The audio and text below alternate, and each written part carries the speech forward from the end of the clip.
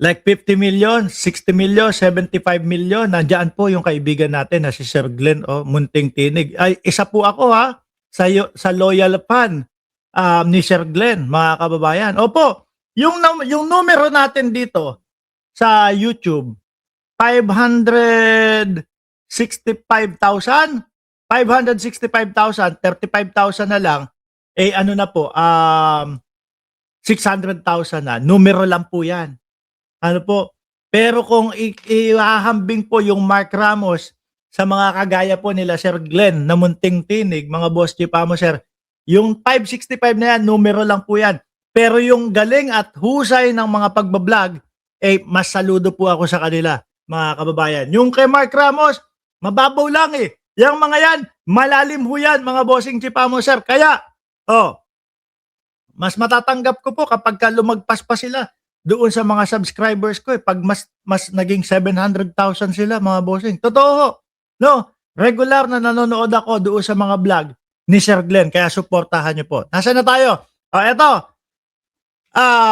Kung kayo ma-ooperan ng mga ganyan, isipin niyo po, kung bakit tayo nandito sa mundong ibabaw, yung makasama yung mga mahal natin sa buhay, yun po, walang katumbas na walang katumbas na pera ho yun eh. No? Kapag ka nandun ka na sa oblo, siguro kahit na meron kang 50 million ipambayad tapos hindi tatanggapin, gagawin mo ibayad yun eh, kahit hindi tatanggapin eh. Makasama mo lang eh, yung pamilya mo. Kaya iisipin po natin lahat, mga kababayan, yung lahat po ng ating gagawin, yung lahat po ng ating magiging desisyon, dahil wala pong kapalit na halaga yung makasama mo po, yung pamilya mo sa araw-araw. At wag po nating ipagpapalit yun. Ngayon, bakit ko po nasasabi din yan? Kasi kahit papaano po, mga boss Chipamo sir, no, nalulungkot ako dito sa nangyari kay Franco Mabanta. Hindi po ako nalulungkot kasi makukulong o may kakaharapin na kaso, mga kababayan, si Franco Mabanta. No? Kung talagang may ginawa, nakita mo naman natin doon sa mga video, halos talagang mapapatunayan ng video yung mga extortion or na sinasabi versus Franco Mabanta. Nalulungkot po ako kasi may 2 anak tong tao na to, mga bossing. No? Kung nung pinanood ko yung video niya, yung pangalawang video ng Peanut Gallery, isang 3 taong gulang o isang 5 taong gulang. Kapag ka natuluyan itong si Franco Mabanta, mga kababayan,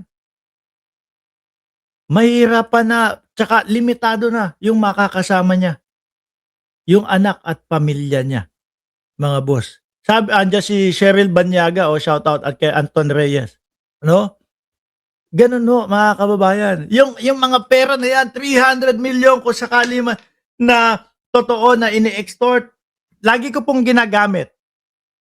Lagi ko pong ginagamit yung di umano kung sakali man, kahit na, no, kitang-kita naman natin yung mga nangyari doon sa mga video na compilation video ng NBI. Kasi po, iginagalang ko po sila na hindi pa po sila guilty hanggang ngayon po. Pero, sa totoo lang po, mga kababayan, sapat na yung video na inilabas ng NBI eh. No? Para masabi mo na may extortion yang nangyayari dito sa Peanut Gallery at doon kay Martin Romualdez. Ngayon, sabi, paawa, gusto mo ngayon. Dahil doon, pinanood ko po, mga kababayan, yung pangalawang video, 1 oras at kalahati. Sabi nga sa akin ng kaibigan ko, pinanood mo yun ng ganong katagal, pinagtiyagaan mo. Kailangan po eh. Kasi ayokong mag-vlog nang may lalabas sa bibig ko ng walang katotohanan. Gusto ko lahat detalyado. Although nakakainip po kasi nag-aantay ako na may ibulalas siya, may ipakita silang ebidensya versus Martin Romualdez. Pero wala po, mga kababayan.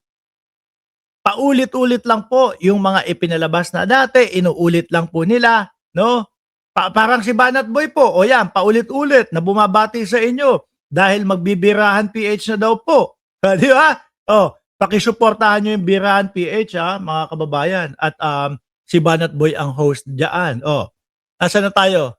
Eto, Franco Mabanta. Pagka Eto ho mga boss chief amo sir, na tuluyan, sira ang pamilya.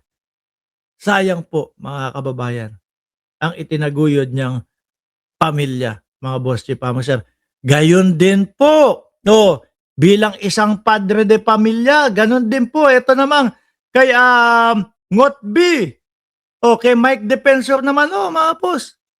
Bilang padre de pamilya, tayo yung mag-aano, tayo yung nasa manibela ng ating pamilya ho eh. Tayo yung driver ng ating pamilya. Ano? Kung ano man, yung mga hinahayaan ng padre de pamilya na mangyari doon sa kanilang sa loob ng bahay, doon sa kanilang pamilya, mga boss chief amo sir, mali na pag-handle ng pamilya. Biruin mo